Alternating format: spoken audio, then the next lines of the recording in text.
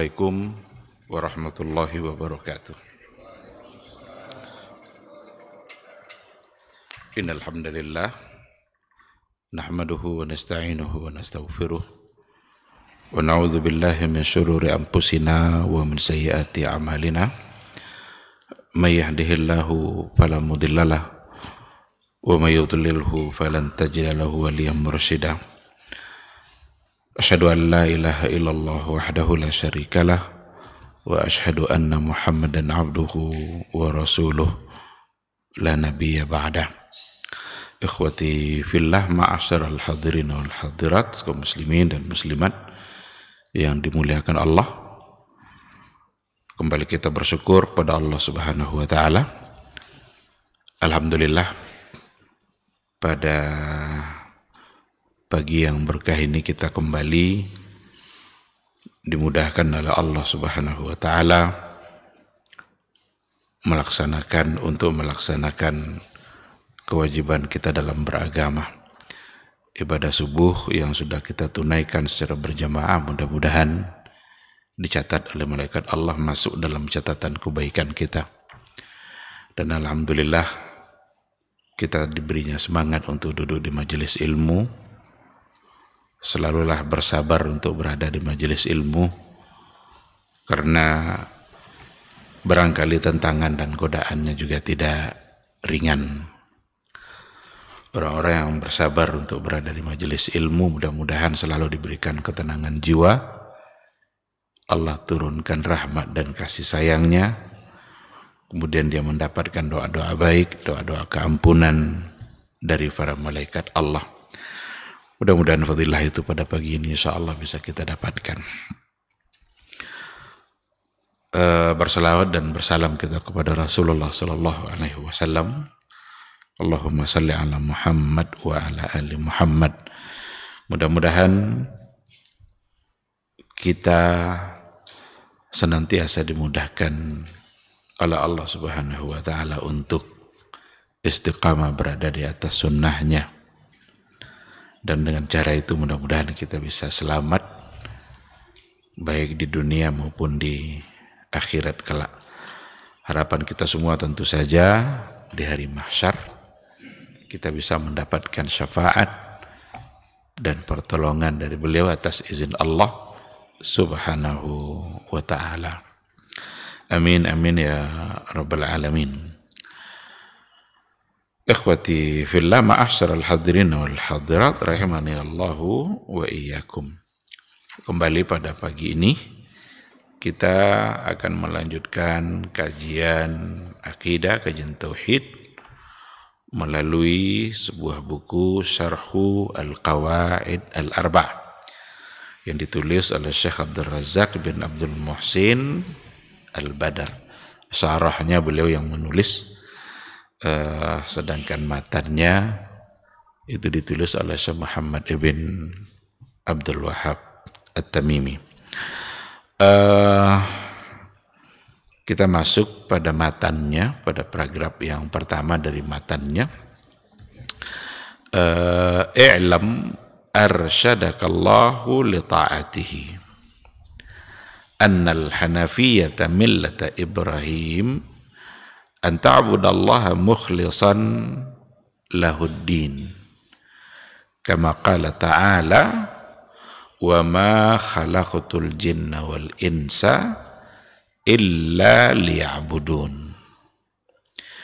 I'lam, ketahuilah.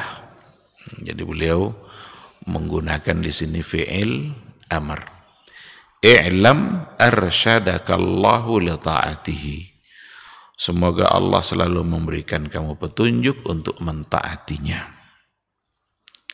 Jadi ketahuilah saudara-saudaraku, semoga Allah selalu membimbing kamu, memberikan hidayah untuk mentaatinya. Apa yang harus diketahui itu? Annal hanafiyyata millata Ibrahim. Sesungguhnya agama Islam, agama Hanif, agama Ibrahim. Jadi Nabi Muhammad sallallahu alaihi wasallam selalu menyamakan atau menyetarakan apa yang dia bawa dengan apa yang dibawa oleh Nabi Ibrahim. Karena memang seperti itu. Apa yang dibawa oleh Nabi Ibrahim dulu dalam bentuk tauhid khususnya tentu saja itu persis sama dengan apa yang dibawa oleh Rasulullah sallallahu alaihi wasallam. Bahkan dalam Al-Qur'anul Karim ada 2 kata uswatun hasanah, itu hanya untuk 2 nabi itu. Pertama untuk Nabi Muhammad sallallahu alaihi wasallam, kedua adalah untuk Nabi Ibrahim.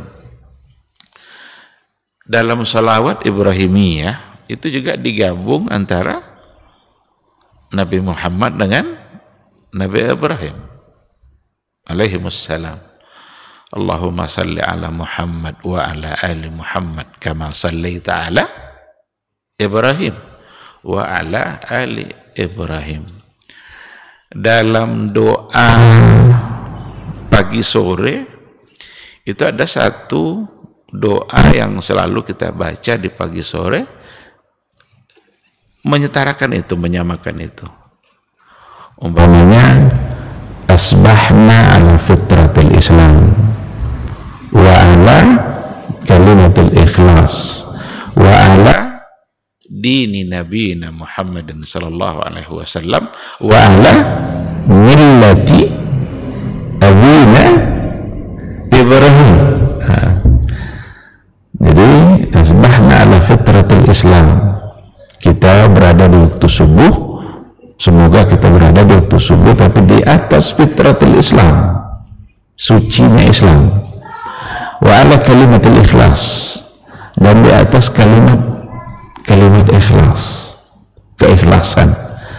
Wa ala dini nabiyina Muhammadin sallallahu alaihi wasallam, dan semoga kita berada di setiap pagi itu berada di atas agama Nabi Muhammad sallallahu alaihi wasallam wa ala millati abina Ibrahim, dan juga berada di atas millati abina, agama bapak kita, cara hidup bapak kita yaitu Ibrahim alaihissalam.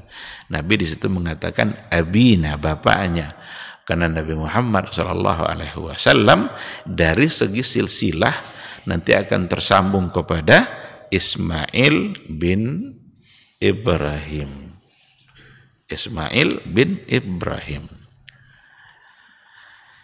Maka ketika dikatakan annal hanafiyyata millata Ibrahim, sesungguhnya al-hanafiyah, hanif itu sifat dari Islam, hanifan muslimah, hunafa, wa ma umiru illa liya'budullaha mukhlisina lahuddin hunafa. Hunafa itu hanif. Oleh karena itu al-hanafiyah itu juga merupakan salah satu dari sifat Islam, agama yang hanif, agama yang bijak, agama yang seimbang, agama yang memang memberikan semua secara proporsional.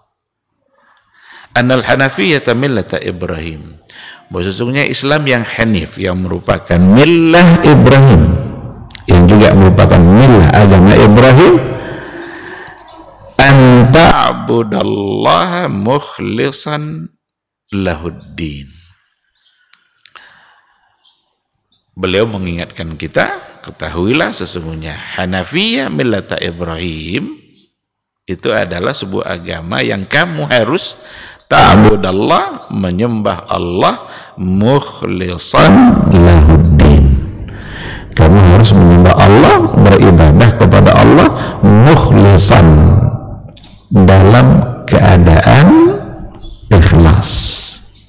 Kama qala ta'ala, sebagaimana Allah berkata, wa ma khalaqtul jinna wal insa illa liya'budun, tidaklah aku ciptakan jin dan manusia kecuali untuk menyembahku, kecuali untuk beribadah kepadaku, kecuali untuk mentauhidkanku. Jadi kata ibadah ya bisa dalam bentuk amalan-amalan ibadah yang kita lakukan, dan bisa dalam makna tauhid, Karena liya'budun itu di antara ulamanya, di antara tafsirnya oleh para ulama, liwahidun, liya'buduni liwahiduni, supaya mentauhidkan Allah, untuk mengesahkan Allah subhanahu wa ta'ala. Kita baca dulu matannya. Fa idza arafta anna Allah khalaqaka li ibadatihi fa'lam. Apabila engkau sudah mengetahui bahwa sesungguhnya Allah telah menjadikan kamu untuk menyembahnya, telah menciptakan kamu untuk menyembahnya, fa'lam, maka ketahuilah annal ibadata, sesungguhnya ibadah itu la tusamma ibadatan illa ma'at tauhid, bahwa sesungguhnya sebuah ibadah tidak akan bisa disebut sebagai ibadah yang sebenarnya illa ma'at tauhid, kecuali ibadah itu bersamaan dengan tauhid. Itu baru bisa disebut ibadah. Ketika kita beribadah kepada Allah, ketika kita menyembah Allah, tidak akan bisa disebut sebagai sebuah ibadah yang sesungguhnya illa ma'at tauhid, kecuali dengan tauhid, mengesahkan Allah.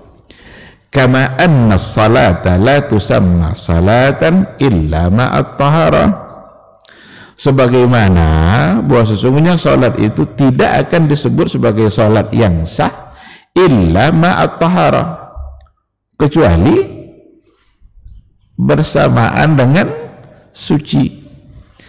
Kapan sholat itu akan disebut sebagai sholat yang sah? Kalau dikerjakan dalam keadaan suci. Kapan ibadah itu akan disebut sebagai sebuah ibadah? Kalau dilakukan bersamaan dengan tauhid. Fa idza dakhala syirku fil ibadah fasadat. Kalau seandainya masuk syirik ke dalam sebuah ibadah, fasadat, maka ibadah itu rusak. Kal hadathi idza dakhala fis shalah, sama seperti hadas yang kalau seandainya ada pada kal hadasi idza dakhala fit tahara, seperti hadas yang apabila masuk pada tahara. Jadi sebuah kesucian, kalau kita dalam keadaan bersuci, dalam keadaan taharah, lalu ada terjadi sesuatu yang bersifat hadas, baik itu hadas besar ataupun hadas kecil, maka taharahnya rusak. Kalau taharah sudah rusak, maka tidak boleh lagi untuk sholat. Kalau dia sholat, maka tidak akan disebut sebagai sholat, tidak sah sholatnya, karena dia mengerjakan tidak dalam keadaan suci. Jadi dalam paragraf ini beliau mengibaratkan seperti itu, bahwa sesungguhnya ibadah itu akan rusak kalau seandainya tidak bersamaan dengan tauhid. Seandainya dalam sebuah ibadah ada unsur-unsur kesyirikannya, maka rusaklah ibadah itu sebagaimana taharah yang dimasuki oleh hadas. Apabila seseorang sholat dalam keadaan taharah yang sudah rusak, maka sholatnya menjadi tidak sah. Fa idza arafta anna syirka idza khalatal ibadah afsadaha, apabila engkau sudah mengetahui bahwa sesungguhnya syirik itu idza khalatal ibadah afsadaha, syirik itu apabila sudah bercampur masuk ke dalam ibadah, maka dia merusak ibadah itu, wa ahbatal amal, dan membatalkan amalan, wa sara sahibuhu minal khalidina finnar, dan kalau seandainya pelakunya itu tidak keluar dari kesyirikan itu, maka ia akan khalidina finnar, akan bisa menjadi kekal dalam neraka. Jika dia tidak keluar dari kesyirikan itu, harus dia tinggalkan. Kalau kamu sudah tahu itu, arafta anna ahamma ma'alaika, maka engkau juga akan mengetahui bahwa sesungguhnya perkara terpenting yang harus kamu lakukan adalah ma'rifatu dzalik, adalah untuk mengetahui perkara itu, untuk mengetahui perkara-perkara yang masuk dalam kategori syirik. La'allallaha ayyukhallisaka min hadhihi syabakah. Semoga Allah membebaskan kamu dari semua jaringan-jaringan kesyirikan ini. Wahia asyirku billah, yaitu syirik terhadap Allah Subhanahu wa ta'ala. Jadi kalau kita sudah tahu bahwa sesungguhnya syirik itu kalau masuk dalam sebuah ibadah pasti akan merusak ibadah, pasti akan membatalkan amalan, karena syirik akan membatalkan ibadah-ibadah kita. Beribadah sekian puluh tahun, lalu setelah itu melakukan perbuatan syirik, maka rusaklah ibadah-ibadah yang banyak tadi. Barang siapa yang syirik kepada Allah, faqad habita amalu, wa may yusyrik billahi faqad habita amalu. Barang siapa yang berbuat syirik kepada Allah, maka batallah amalan-amalannya.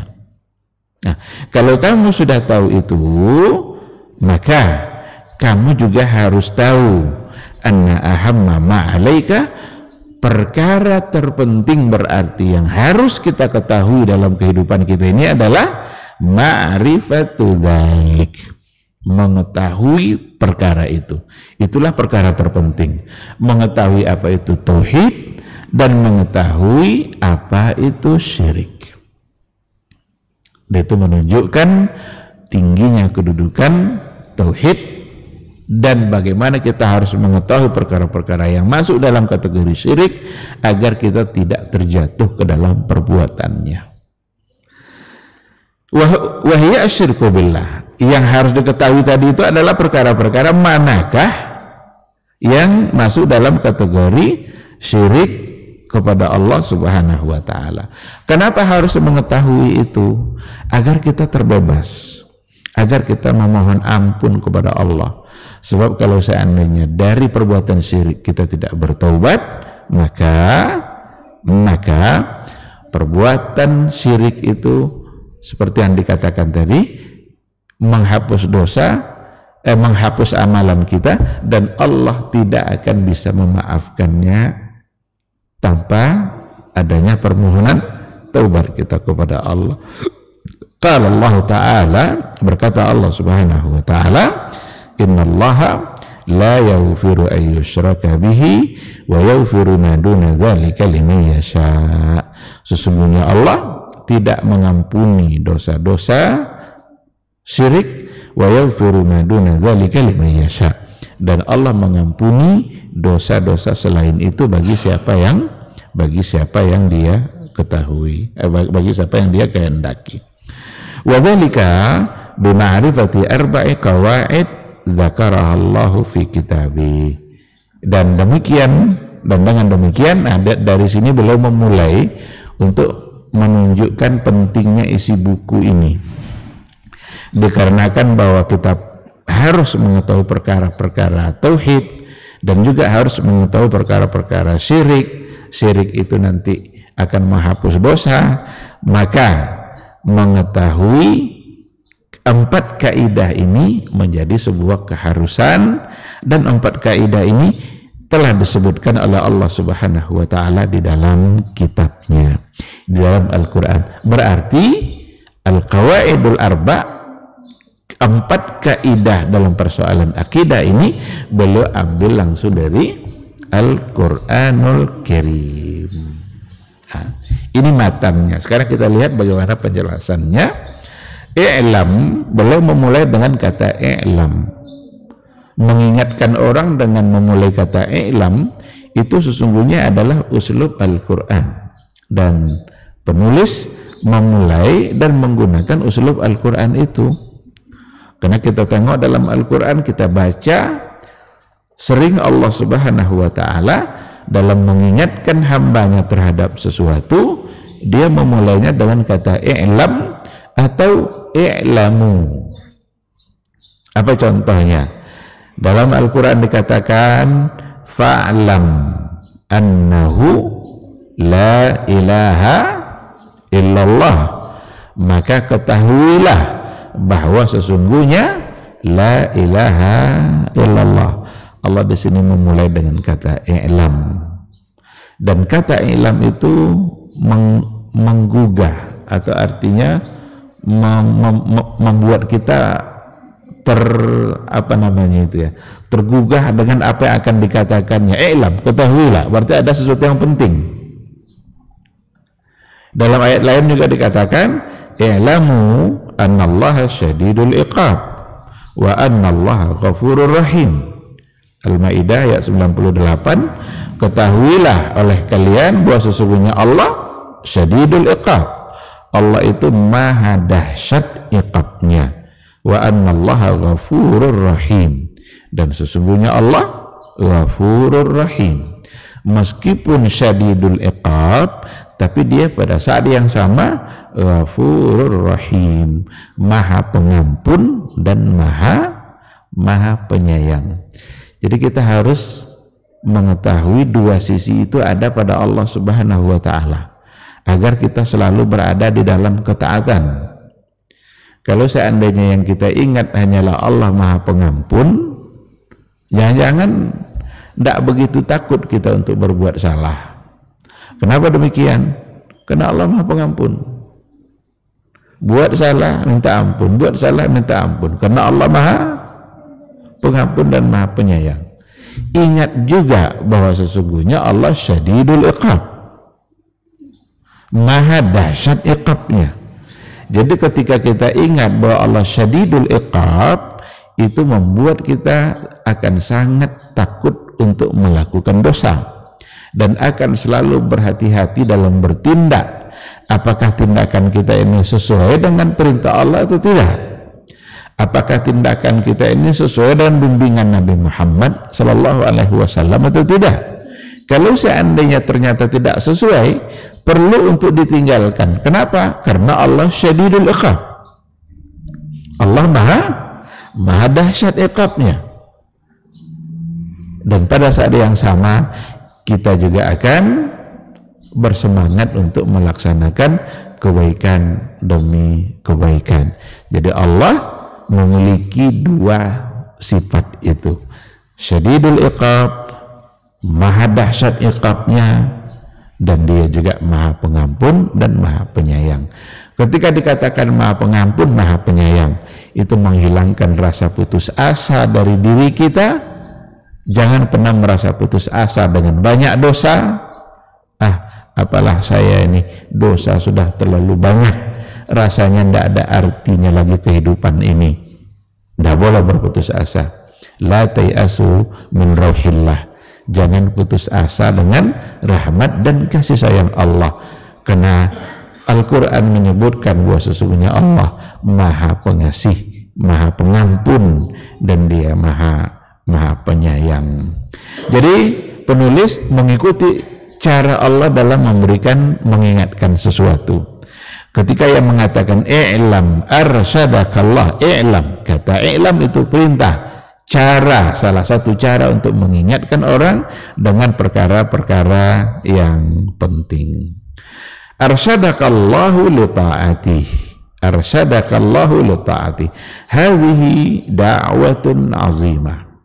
Kata arsyadakallah li ta'atihi, ini merupakan doa yang agung, doa yang besar, doa yang luar biasa. Artinya adalah ja'alaka min ahlir rasyad. Semoga Allah selalu senantiasa menjadikan kamu ahlur rasyad, orang-orang yang selalu mendapatkan petunjuk dan hidayahnya. Sebenarnya ada perbedaan antara hidayah dengan rasyad. Kalau hidayah itu lebih kepada salahul ilmi, salahul ilmi, ilmu yang benar. Tapi kalau rasyad itu lebih kepada salahul amal, benarnya amal. Jadi benarnya ilmu dan baiknya amal. Tapi kalau disebutkan hanya satu kata saja, umpamanya disebutkan hidayah saja, masuk ke dalamnya makna rasyad. Semoga kalian mendapat hidayah. Di situ ilmu yang benar dan amal amal yang sahih. Kalau seandainya disebutkan kedua-duanya, disitulah nanti dia memiliki perbedaan. Maka kalau disebutkan kedua-duanya, berarti kalau disebutkan salah satunya, masuk kedua makna itu. Kalau disebutkan kedua-duanya, berarti dia punya makna yang berbeda. Maka hidayah itu salahul ilmi, benarnya ilmu, sedangkan rasyad itu salahul amal, benarnya amal.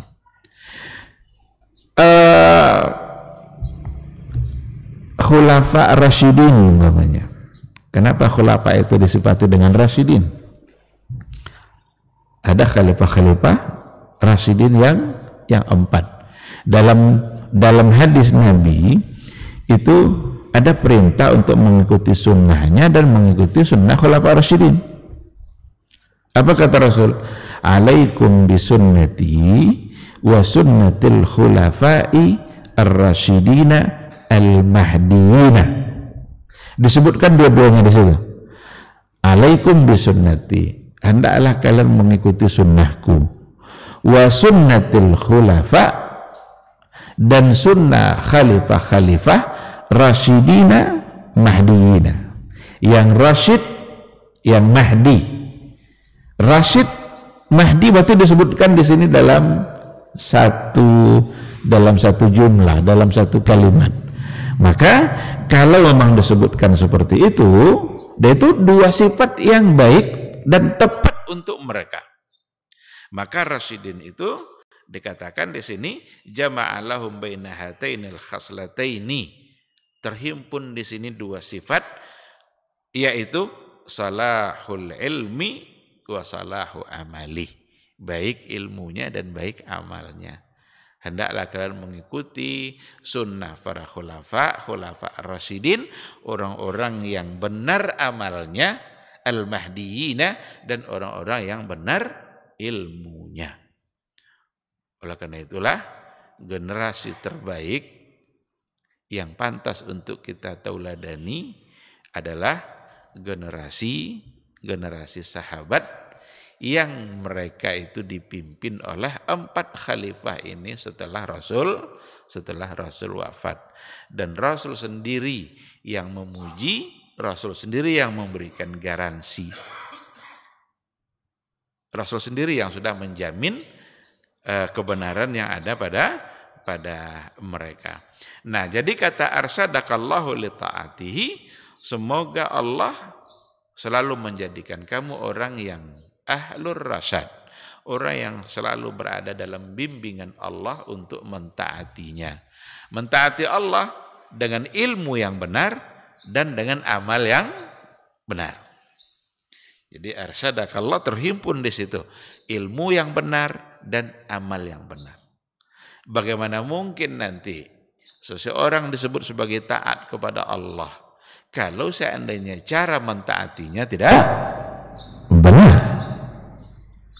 Bagaimana mungkin nanti seseorang akan disebut sebagai orang yang taat kepada Allah kalau seandainya dia mentaati Allah dengan ilmu yang keliru?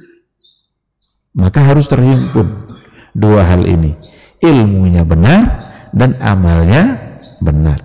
Sekarang kita mengerjakan ketaatan demi ketaatan, satu ketaatan pindah kepada ketaatan berikutnya. Kita kerjakan agar kita taat kepada Allah, tapi kita melakukan sesuatu yang ternyata tidak sesuai dengan ilmu yang diajarkan oleh Allah dan oleh Rasulullah Sallallahu Alaihi Wasallam. Kalau memang seperti itu, maka berarti dia tidak akan disebut sebagai orang yang mentaati secara benar, secara tepat dengan yang diminta oleh agama, dengan yang sesungguhnya. Itu makna arsyadakallahu li ta'atihi.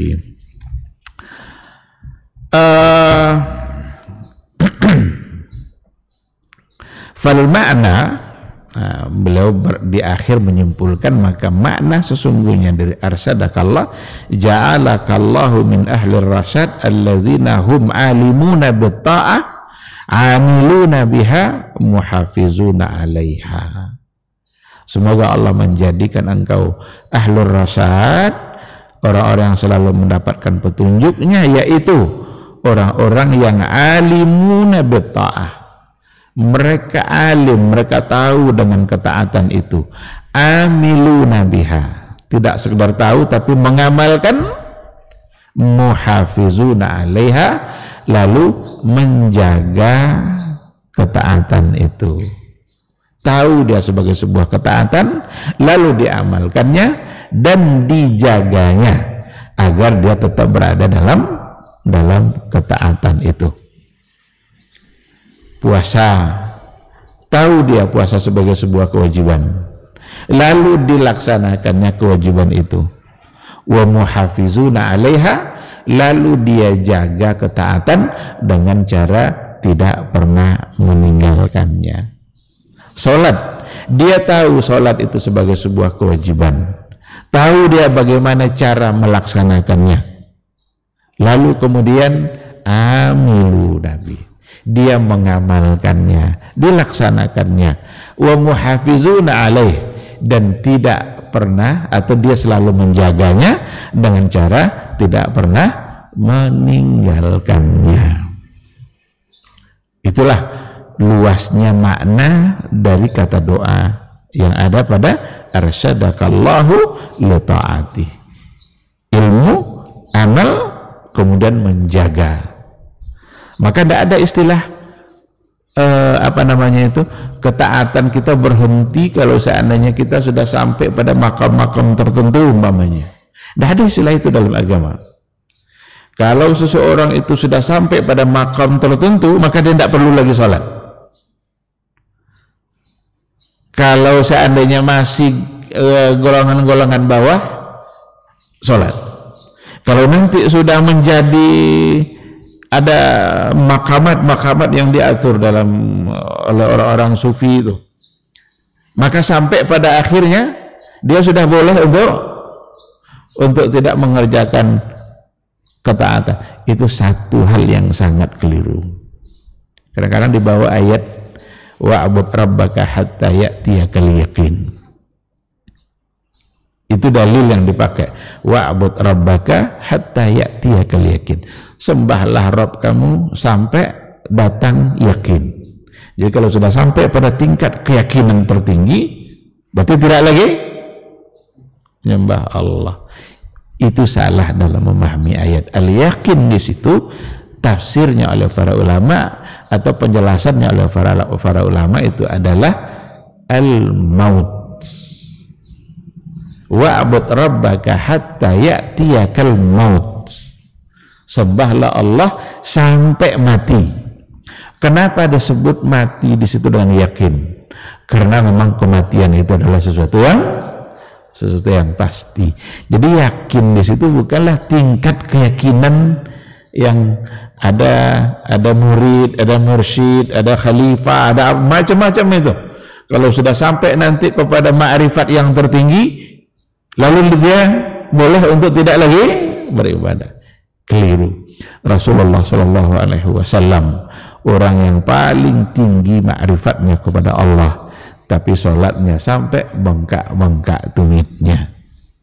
Nabi kita Nabi Muhammad Shallallahu Alaihi Wasallam yang sudah dijamin untuk masuk surga, terhapus dosa-dosanya, semua bentuk kemuliaan itu sudah ada pada diri dia, tetapi dia adalah orang yang paling banyak dalam beribadah dan beristighfar. Oleh karena itu muhafizuna 'alaiha menjadi kata kunci untuk orang-orang yang ahlur rasyad.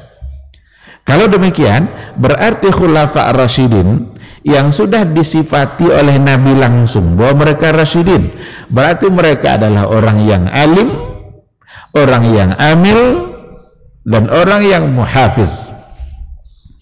Dia paham agama, mereka mengerjakannya, dan mereka menjaga pengamalannya sampai mati. Itulah artinya, karena ada Nabi sendiri yang sudah mendoakan, maka pantaslah sunnah-sunnah mereka untuk untuk diikuti.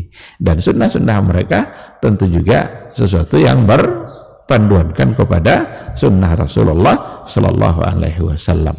Nah, oleh karena itu, seandainya ada umpamanya hal-hal yang datang dari Khulafa Rasyidin untuk kemudian dilakukan dalam agama, itu boleh untuk diikuti karena memang Nabi menyuruh untuk mengikuti sunnahnya. Alaikum bisunnati, pertama tentu saja sunnahnya Nabi Muhammad SAW, wa sunnatil khulafai ar-rasyidina al-mahdiyina min ba'di. Kalau memang ada dari mereka, tidak perlu untuk diperdebatkan karena memang boleh, tinggal lagi kita melaksanakannya sesuai dengan yang dia bimbing, sesuai dengan yang dilakukan oleh mereka. Umpama pada masa Utsman bin Affan itu terjadi dan beliau memerintahkan untuk azan 2 kali di hari Jumat. Azan 2 kali di hari Jumat. Sekarang bolehkah kita untuk azan 2 kali di hari Jumat? Boleh, karena sunnah Khulafa Rasyidin. Hanya saja lakukan sesuai dengan yang dia lakukan. Bagaimana dia melakukannya? Azan pertama itu untuk mengingatkan, karena orang sibuk di pasar, lupa dengan waktu. Agar mereka tidak lalai dengan Jumatnya, diperdengarkanlah azan sebelum masuk waktu. Sebelum masuk waktu. Fungsinya apa? Untuk mengingatkan mereka-mereka yang sibuk dengan dunia agar bersegera ke masjid. Oh, udah dekat waktu Jumat. Mereka akan berhenti lalu ke masjid. Nanti azan keduanya baru setelah masuk waktu, karena mereka sudah berkumpul. Kalau seandainya dilakukan dua-duanya setelah masuk waktu, berarti tidak sesuai lagi dengan sunnah Utsman.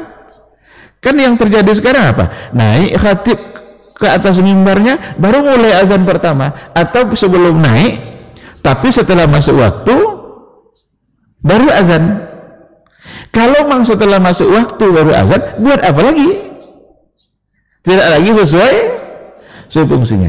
Kalau memang seperti itu, berarti mending sekali saja, sebagaimana yang terjadi pada masa Nabi Sallallahu Alaihi Wasallam. Nah, oleh karena itu persoalan 2 kali azan itu ada pada masa Utsman, dan Nabi bilang alaikum bisunnati wa sunnatil khulafa'ir rasyidin. Boleh kita ikuti, tapi sesuaikan dengan fungsi yang dilakukan. Kalau mau azan juga sebelum 2 kali, lakukan sebelum masuk waktu. Kalau itu maka dapat dibenarkan. Baik, ikhwati fillah, ma'asyaral hadirina wal hadirat rahimani Allahu wa iyyakum. Saya tidak lanjutkan lagi, kita cukupkan sampai di sini saja. Insya Allah kita sambung, karena pagi ini saya harus masuk di pasca sarjana. Besok pun masuk juga, tapi mudah-mudahan besok bisa kita sambung. Untuk sekarang ya kita cukupkan pada sebatas doa yang ada pada paragraf tadi. Ternyata da'watun azimah. Pantaslah Syekh Abdul Razak hafizahullah mengatakan bahwa hazihi da'watun azimah. Ini adalah doa yang luar biasa, doa yang sangat agung, yang sangat mulia, karena yang terkandung di dalamnya itu petunjuk agar kita berilmu, beramal, dan menjaga amalan itu. Kalau ada orang namanya Rashid umpamanya, jangan salah nama. Di dalamnya berarti ada ilmu, ada amal, ada penjagaan. Itu nama yang luar biasa. Saya kira kita cukupkan. Mohon maaf dan terima kasih. Kita tutup dengan doa kafaratul majlis. Subhanakallahumma bihamdika asyhadu an la ilaha illa anta astaghfiruka wa atubu ilaik. Wassalamualaikum warahmatullahi wabarakatuh. Ibadahnya seorang hamba kepada Allah tidak mengenal waktu dan tempat. Kapanpun, dimanapun, dia harus beribadah kepada Allah Subhanahu wa Ta'ala. Harga diri seorang mukmin itu di sisi Allah lebih besar daripada kehormatan Ka'bah sendiri. Nah, nikmat seorang mukmin lebih besar daripada itu. Man amila li akhiratihi kafahullahu amra dunia. Barang siapa yang beramal untuk akhiratnya, Allah akan cukupkan baginya urusan dunianya. Berjuang dengan harta untuk membela agama Allah Subhanahu wa Ta'ala, hendaklah menjadi penopang terhadap dakwah ini, bukan sebaliknya yang menghalangi dakwah ini, tapi jadilah keluarga muslim yang menopang dakwah Islam. Kenikmatan dunia ini lebih remeh dari sekedar sayap seekor nyamuk. Tidak patut bagi seorang yang beriman bersedih ketika tidak mendapatkan kenikmatan dunia. Nabi SAW katakan, la tahkiranna 'anil ma'rufi syai'a walau an talqa akhaka biwajhin taliq. Jangan kamu pandang remeh suatu kebaikan walaupun sedikit. Apa sedikitnya? An talqa akhaka biwajhin taliq, muka senyum kepada saudaramu.